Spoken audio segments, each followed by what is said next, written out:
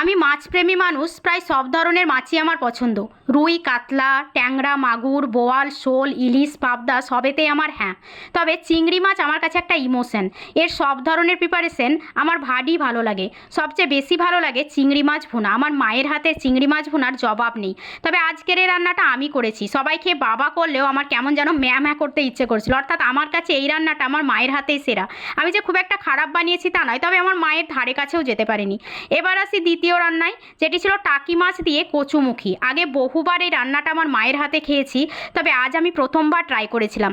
এতটা ভালো হবে কিন্তু এক্সপেক্ট করিনি, তবে প্রথমবার বানিয়েছি, এতটা যে ভালো হয়েছে এতে ভীষণ খুশি হয়েছি। আর বানিয়েছিলাম আলু পটলের রসা, তবে আমার মায়ের ইচ্ছে ছিল পটল চিংড়ি, তাই তার আবদারে কয়েকটা চিংড়িও দিয়েছিলাম আমি। আমার মা তো পটলের মধ্যে কয়েকটা মিছিমিছি চিংড়ি পেয়ে বেজায় খুশি। আর শেষ পাতে খাওয়ার জন্য বানিয়েছিলাম কাঁচা তেঁতুলের চাটনি, যেটা রান্না করতে কিছুই লাগেনি, শুধু মৌরি ফোড়ন আর চিনি। এতে যে এত স্বাদ হবে আমি কল্পনা